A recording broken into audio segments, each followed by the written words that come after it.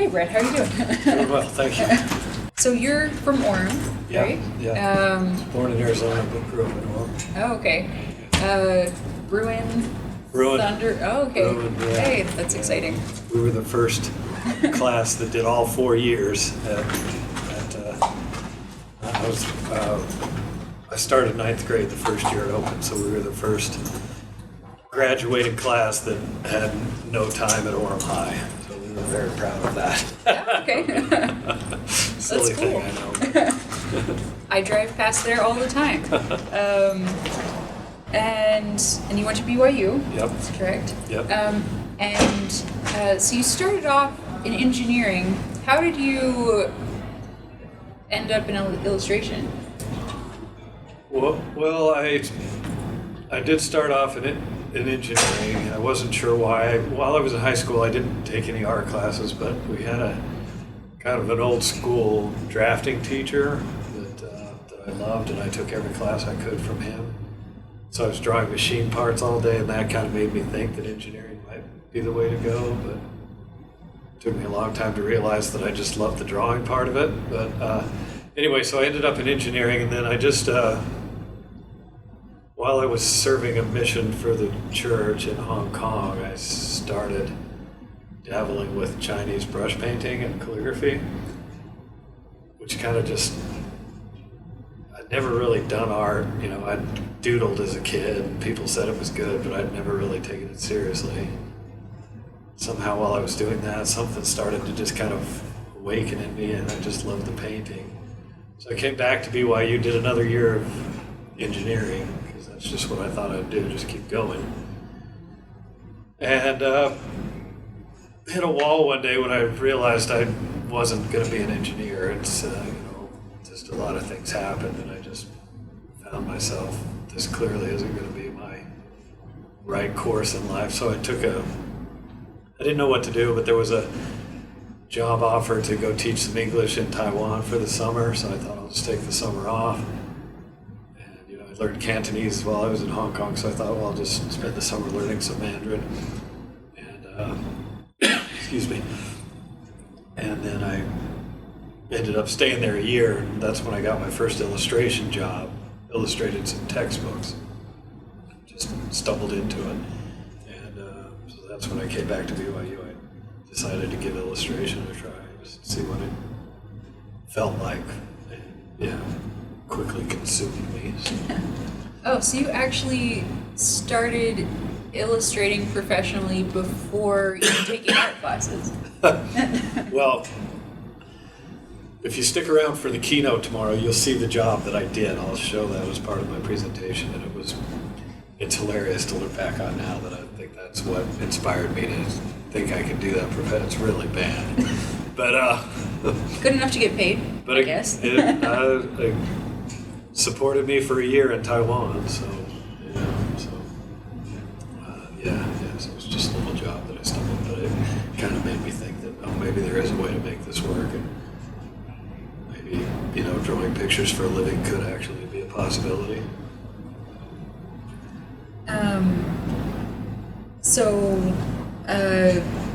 What made you decide to start doing illustrating middle grade and children's books versus like trying to, go the more technical route with textbooks or that kind of thing? Well, I didn't really do any textbooks other than that time in Taiwan, and then so I came back and I went to school, did the illustration program, and all along I had the ambitions to be a book illustrator. That was really what I hoped to do. The narrative illustration seemed the most appealing to me.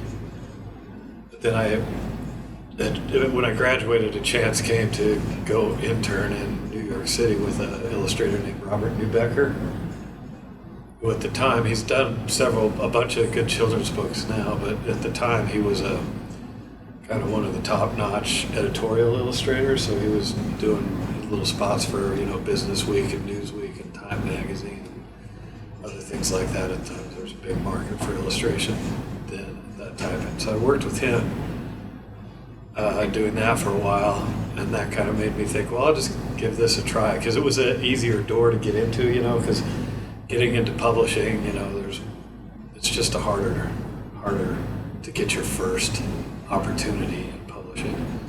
But the editorial, the magazines, they didn't have huge budgets, and they just wanted, for $300 or $400, just a little spot of something to illustrate an idea.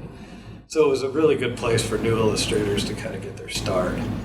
And so I gave it a try, and so for about, 6 or 7 years, that's what I did. Illustrations for the Times, Wall Street Journal, a bunch of other little magazines. So anyway, but after a while I realized that, quite a bit of time was passing by, and I'd kind of forgotten that books was really what I wanted to do. So I took a little break and reworked my portfolio to make it more narrative, book-oriented, and started putting that out, and that's when I got the series of Unfortunate Events, which was, most people don't realize that was the first book. The Bad Beginning was the first book I illustrated. Oh, wow. Yeah, it was the very first. Because that had cover art as well as quite a few drawings inside. Yeah, yep. So it's, it started out as a 4-book deal.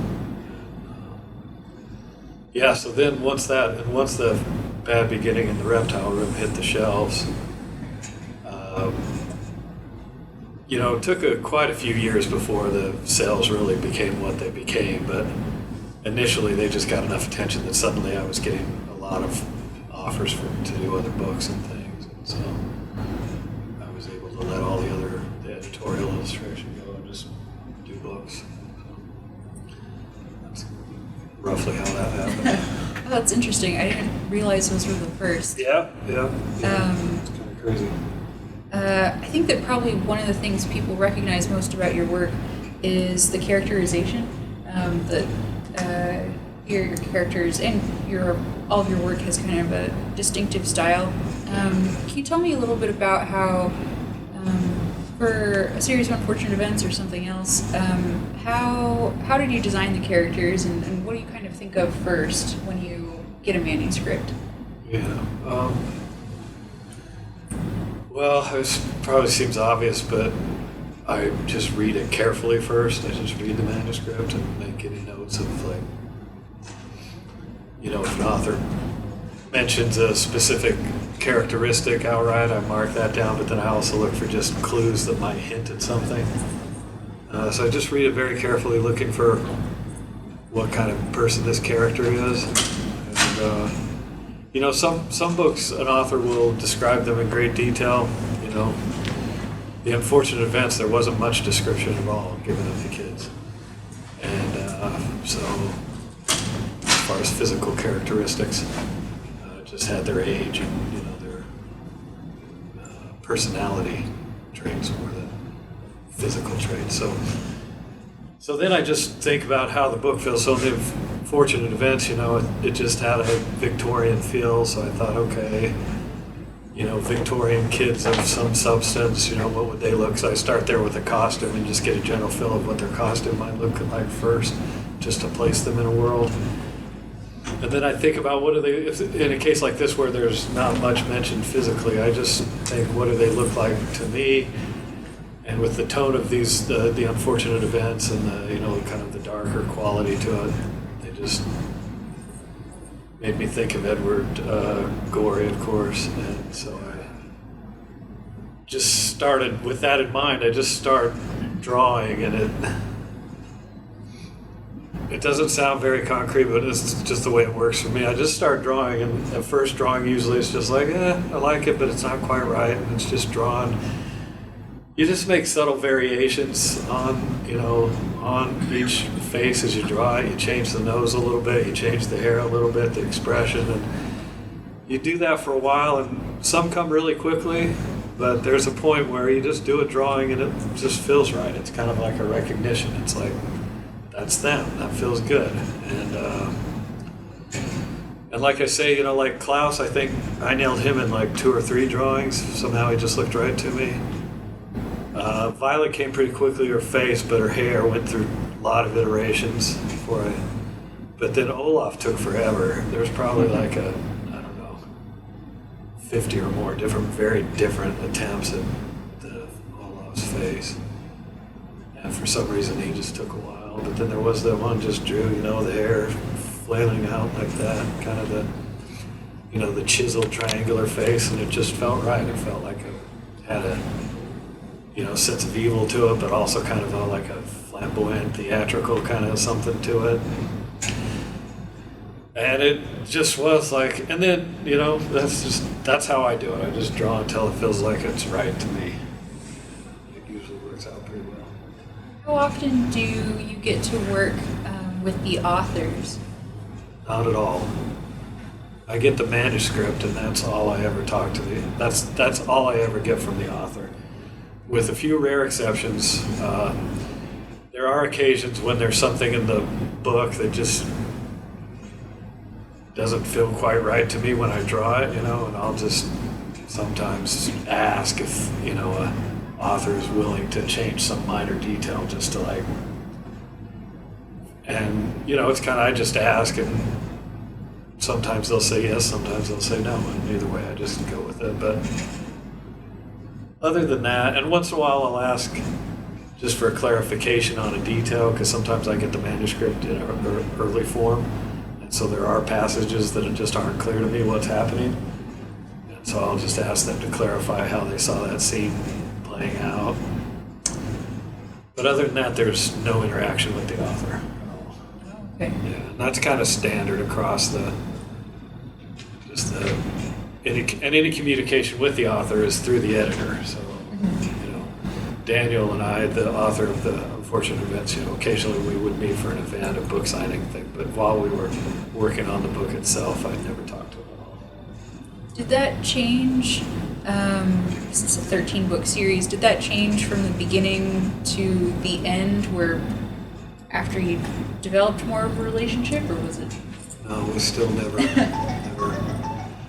The thinking is, he gives me what I need in the manuscript, and I should be able to just take what he's got there and kind of develop something of my own from that, and I try hard to pay deep respect to what they've written, like I say, occasionally I'll ask for a little minor tweak in an appearance just because it feels right to me. But, I really respect what they've written. They've worked hard to create this book, so I read it very carefully. I usually read it more than once. And then it's just kind of, a mutual respect. I let him, he's done what he does well, and hopefully he'll let me do what I do well based on what he's given me. So it usually seems to work. How is it different illustrating your own books versus something that someone else has written? A lot easier to do something that someone else has written because it's there, the decisions are made, and I just go with it. I don't have to decide, but when you're writing your own book and illustrating it, there's so many possibilities at every turn. You're like, well, I could do it this way, I could do that, I could, and it's, and plus also just like the more opportunity for self-doubt and second-guessing yourself kind of creeps in, and whereas, if somebody else has written, it's like, hey, that's what they want to do. That's what I'm doing. So it's a lot more work. It takes a lot more time to do a book that I've written and illustrated. It's probably like 3 times as long to get it done. Oh, wow. Just 'cause, and that's just me. That might not be the case for everyone, but with me, I found it difficult. So on your own books, what comes first? Do you think of the story, or write the story and then illustrate it, or change both together? And how does that work for you? So far with me, it's always been a character first. I've always thought. I've only written 3 books of my own. There's Roger the Jolly Pirate, and that was just a character I thought of first. Well, actually, I take that back. On that one, there was a concept I thought of first, and that was just to tell a better story of why the Jolly Roger is called the Jolly Roger. But I had no idea what that was going to be, so I went from that quickly to a character named Jolly Roger, who was kind of just a bumbling idiot of a pirate. So I started there. Then Bedtime for Bear, I don't know, just a bear that couldn't fall asleep when it was time to hibernate. Grumpy Goat, that was just, it always started with character with me. And that's the easiest for me because that's how I think biggest strength as an illustrator is probably is the character development. So it just seems a natural place for me to start. And then how does it progress from there? Do you ever halfway through one of your books while you're illustrating or thinking up something want to change the story? Or is it pretty much laid out and then illustrated? Well, no, I mean, there's a lot of playing around with the story, but once I got the character, then I came up with the essential idea of the plot and laid that down in a 32-page format, and that was pretty much set, you know. But the details as you go along the way, the specific words and things, that changed a lot as well, because then you're working with an editor, and, you know, in my case, the editors I'm not a great natural writer. You know, writing is a very uncomfortable thing for me to do. It's always very difficult. You know, I can spend an hour writing a very simple 2-sentence email just because I obsess over it. It's just not a natural thing for me. So in my case, yeah, but the essential idea of the story didn't change a whole lot once I got it.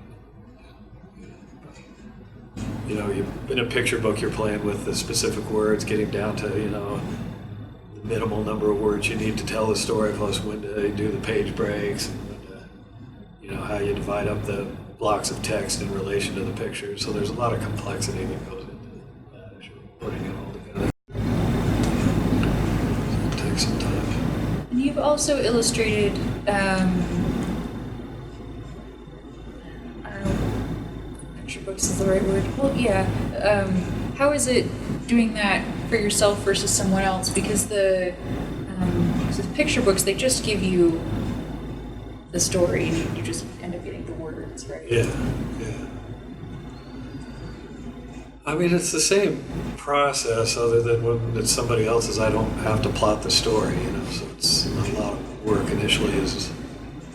I just dive in with the pictures, but there's still a little bit of playing around with where to break the pages and how to, you know, hopefully, you know, if you do it well, you want your pictures to add a little bit to it, not just follow the text, you know, but add something more to it that the pictures couldn't do. So there's that you're thinking about. So, but it's not that different, other than when it's not my story, I don't have to worry about the writing, so it just simplifies it a little bit. For the most part, the words are already, the editor and the author have already gone through what I would have gone through in the back. You know, when I'm doing it with myself, I'm doing it all at the same time. I'm playing with the pictures, playing with the writing, and it's evolving kind of in this, but we're doing it all at once. You know, I assume that when I get a manuscript that I haven't written, that the editor and the author have already done that to streamline it and get it down to just the story they want to tell. You know, the right words. And they do still change a little bit as we go along, but it's more or less set by then. And then I just jump in and see what can my pictures add to the story, what kind of details can I bring in to, you know, to bring a little more life to it, how to break up the text in relationship with the pictures, you know, deciding which pictures, which spreads don't have any words, and where to put those. So. What was the most difficult illustration that you've ever done, and why? Let me think. You know, the cover for the book called Chasing Vermeer by Blue Valiant. I don't know if you know that one. That one went on for months of me just showing ideas and just, you know, it's a book that's got a lot of mystery and ideas about art and what art is and place in our lives and stuff, and along with the mystery, and trying to get all that into a cover was a real challenge. And I just usually your average cover, I present like 4 or 5 ideas.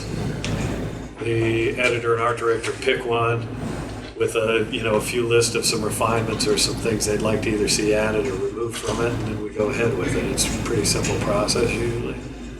But this one I presented probably, 4 or 5 rounds of ideas that just, I tried this. concept and present that, and then that's just not quite right. And then I'd try a few more, and just couldn't. Nobody was happy with it. I wasn't happy with what I was showing, but anyway. And what it finally ended up to, and I think I'm going to actually show this in my keynote in a little more detail, so you can see what I'm talking about. But anyway, eventually the art director just scribbled out a really rough idea that she had that was, a really terrible drawing. But when she sent it over, I kind of saw it and got what she was talking about, and then it kind of opened it up and we were able to figure it out. So that one was a real challenge too.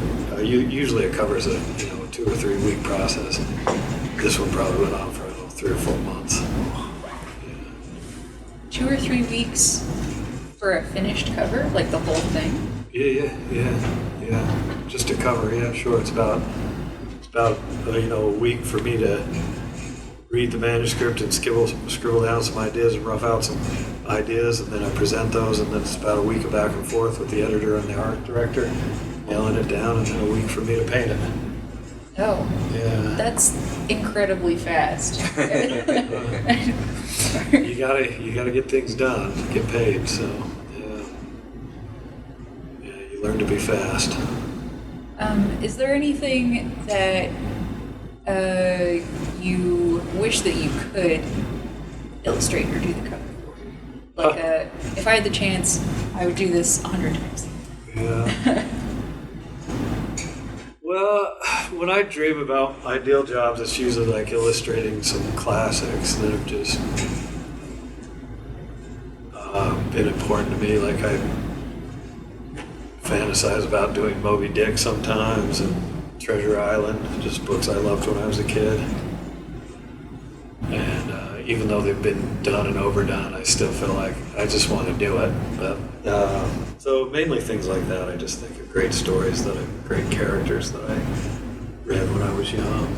And I think I'd like to put my stamp on it. What are anything with pirates? I love pirates or old sea captains, whatever. So. What are some of those books or artists that influenced you? Well, I have a funny relationship because I'm in the book world and the literary world now, but I wasn't a very good reader as a kid. And I mentioned those books because those were, strangely enough, Moby Dick, for whatever reason, really turned me on. And that, in fact, is the first book that I ever read twice. Wow.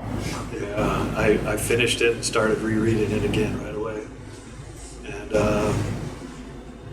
so it wasn't authors so much as reading, but like Treasure Island was really important to me because my dad had picked up for me an annotated and illustrated edition of it that just had little notes and little visual things to explain some of the things in the text. I read that one before Moby Dick, and that was the first, classic book that I'd ever really read, because I was the king of the Cliff Notes at school. I just was like, Cliff Notes could get you a C+ or a B-. That was good enough for me in English class. It was the best I could do. I couldn't keep up with the reading. The writing was hard for me. So I knew a lot of plots. But anyway, Treasure Island, my dad got me that book, and that was the first book that I considered to be a mature, difficult book to read, but I actually got through it because of all those annotations and all those little pictures kind of were inspired me to want to make pictures too, because I just thought, I think at the time, and I still think this, but there's not a book out there that really wouldn't be better in my mind with a bunch of pictures in it. And so I was doing that. So that's kind of what got me into, helped me learn how to read, was the pictures. And so that was part of my later desire to be an illustrator, was to, my favorite thing to hear is from that a book that I've illustrated was, the one book that parents occasionally tell me, your book was the one kid my book actually enjoyed this year. That really is kind of the thing that keeps me going a lot of the times, because I'm like, okay, I can do this. But as far as art, it started out with comic strips, like just in the daily newspaper. I just love those things. Like Steve Canyon and LTUE and just those things. One, you didn't have to read much, but you got a cool story out of it. And it was cool pictures, and I just love that. So initially, all my artistic ambitions were just to do comic strips, simple drawings, and I still love that stuff. And then later, artistically, I discovered the kind of classic illustrators like N.C. Wyeth and Howard Pyle. And ever since then, I don't know, my whole creative ambition is to draw like those comic book guys and paint like N.C. Wyeth and kind of put them together somehow. And I think it kind of works. So. Anyway. Oh, and then also while I was serving my mission, I fell in love with Chinese painting. And that has been very informative to me too, just learning different ways to handle perspective that weren't so complex and technical and things. How have you integrated those different things into your art? Like, do you use different painting techniques when you're painting or drawing? Well, I've been using the same basic painting technique for years, but it evolved over time, and it was just always looking at something that I liked and doing my best with it, trying to imitate it in my own way. And certain things worked and certain things didn't, and the things that did work, you tried again on another picture and they got better and better, and other things that weren't working kind of fell by the wayside. So it's just kind of an evolutionary process as you go along, just looking at things that inspire you and saying, okay, maybe I could use this little element that they do and bring it into what I'm already doing. And sometimes it fits, sometimes it doesn't. So it just kind of grows and develops over that.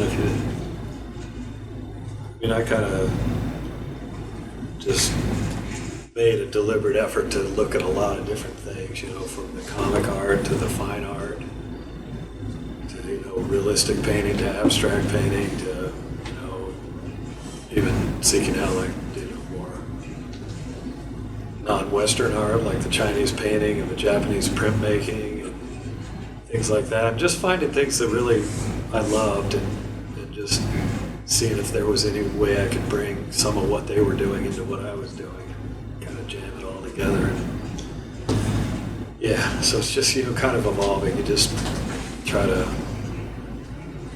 I think I ended up with something unique only because, like I say, I forced myself to stretch out and look at things that I might not have considered as,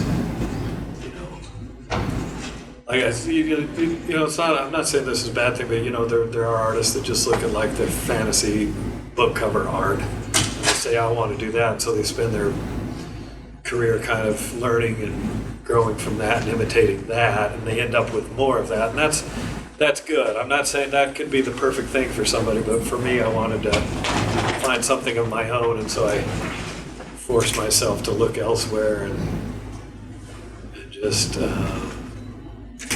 And part of it was just natural because I do get equally excited by it's really strange to say it.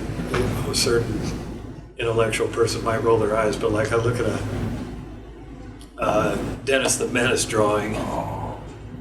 And to me, it's different from something I might see, like seeing a Van Gogh at the MoMA or something. They're very different, and I can see that. But to me, they're on the same tier of genius and just beauty and just amazing things. And I just kind of naturally have never felt the need to I like modern art, therefore I can't like this, or I like high art, so I can't like the low art. It's just it's just cool stuff on a page, and I love it all, And anyway, and just, I don't know, just the visual. I've just always been a very visual person, and so just anything,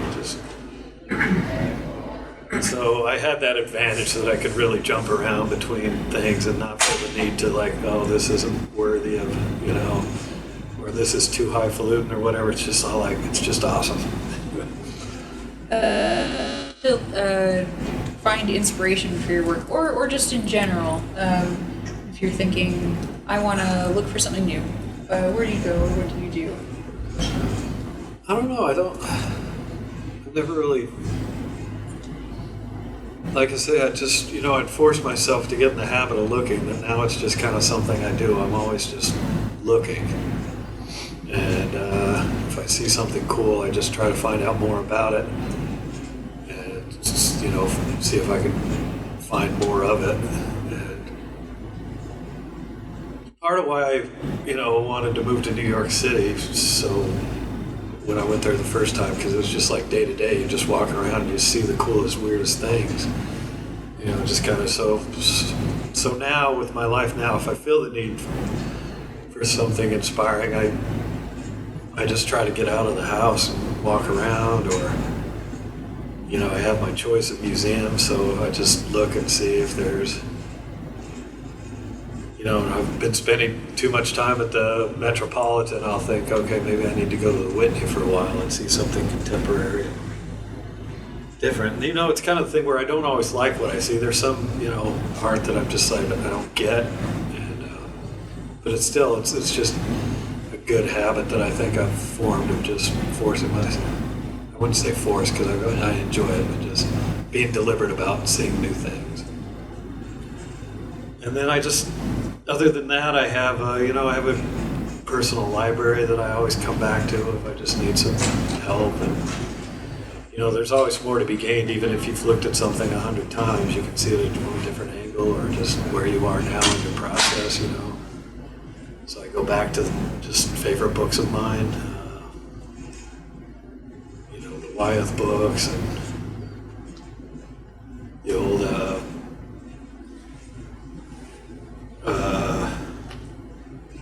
Little Nemo and things that I love, and the old, I kind of have my standards when I just need a general, get me going kind of inspiration, that'd be the N.C. Wyeth and those old comics, the Flash Gordon, and Prince Valiant, and those kind of things, and but then if I feel like I'm really still and need to push, I can just go out, go to a museum or something. But stuff like that, if it's too far from what I'm doing now, it's hard to incorporate it, but sometimes it just helps my mind free up a little bit, think a little more. What advice would you give someone who's considering a career in illustration? No, I don't mean that's that crazy advice. Get out. No, I wouldn't say that at all. It's just hard to nail it down into what advice, because everybody's so different. But I guess the advice I would give generally is like, I was talking just before this, I was having a conversation with Kelly Barnhill, the author, and we were just talking how often,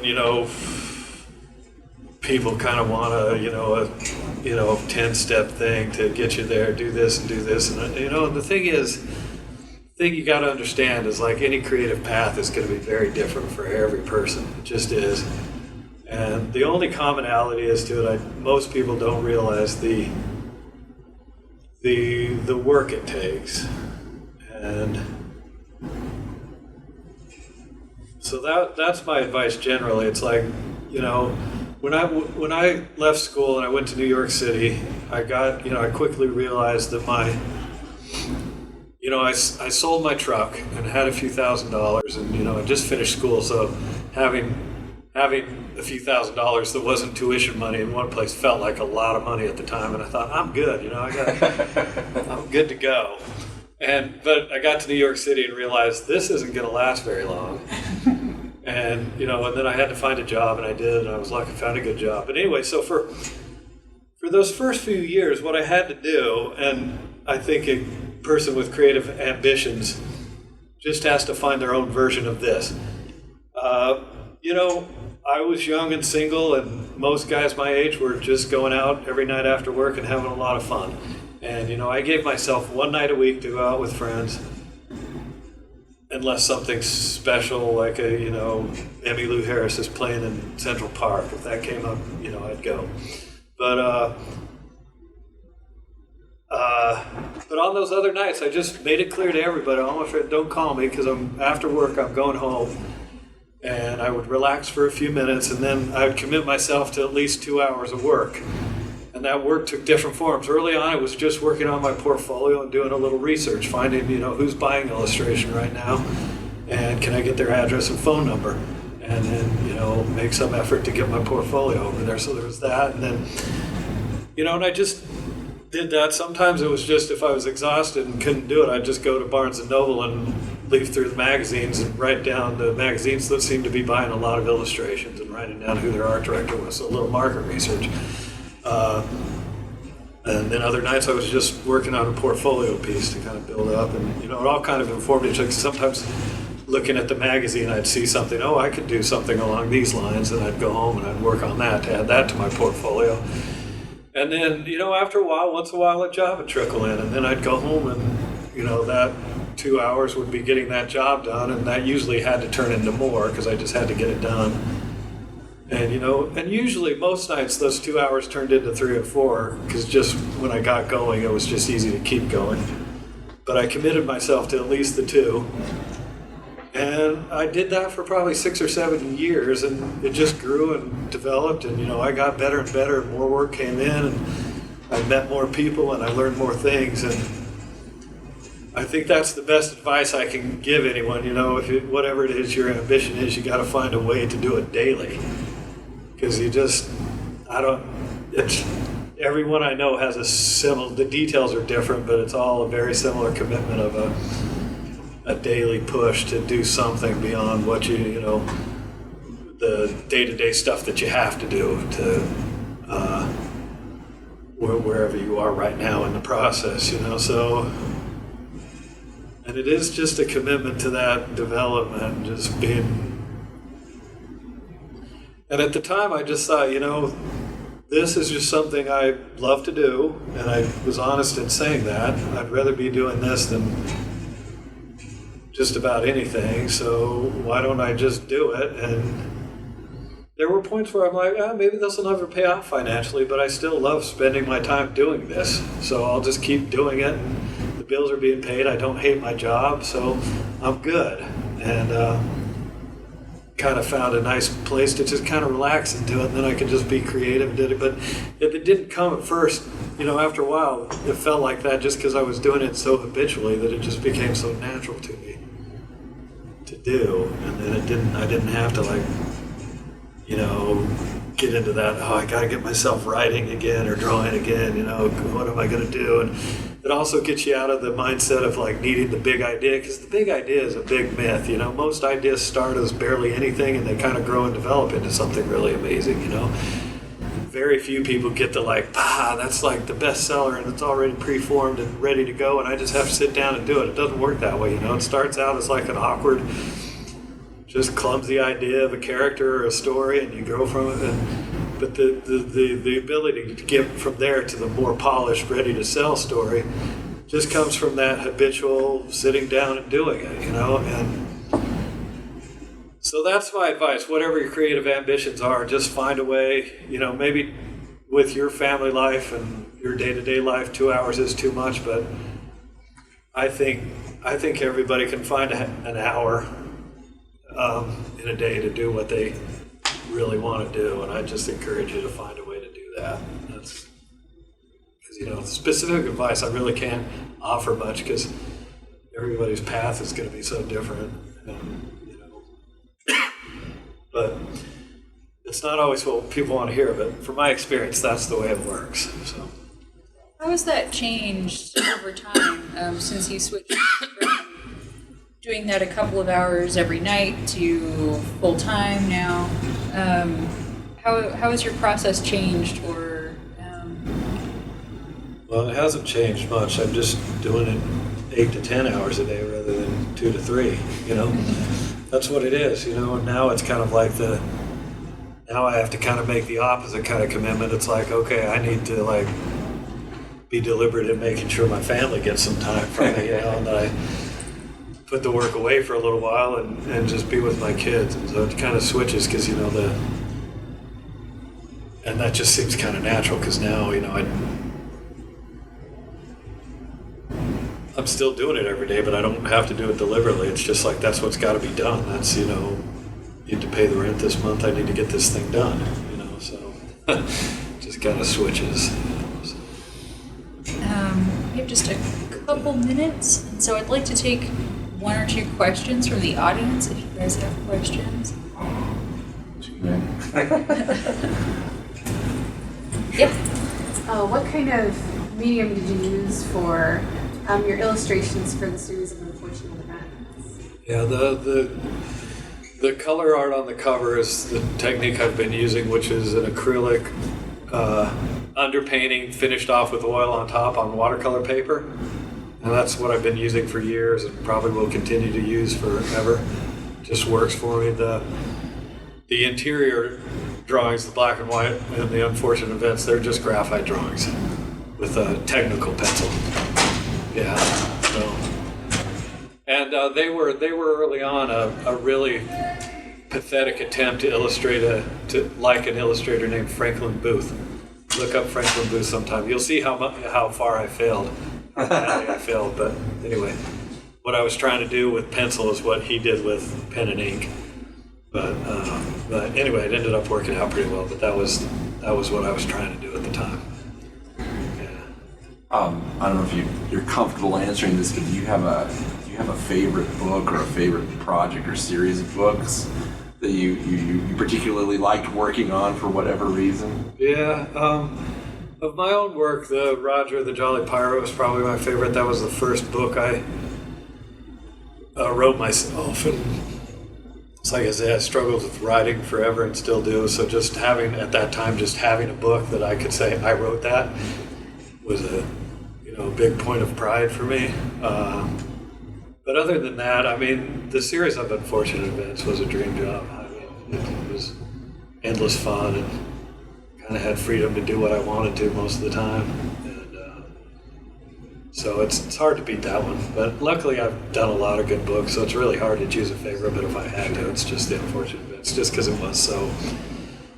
I didn't have to worry about historical detail. It was fun stories. I could just kind of add what quirky detail I wanted into it. And for the most part, the people at the publisher let us do what we wanted to do. So. I know you said you didn't really go back and forth with the author as you were doing something, but like in your meeting, did you ever get any feedback from him as to how he felt about the illustrations? Yeah. I'd get feedback, and yeah, he was always pleased. So. That's nice. Yeah. So you mentioned you go to museums and stuff. Do you have any groups or artists that you get together and feed off of creative energy or anything like that? Occasionally. I mean, I live in Brooklyn, and there's a lot of great children's book illustrators that live there. They're good friends of mine, but we're all pretty busy with family and work, and so we might get together once or twice a year at best. That's the way it.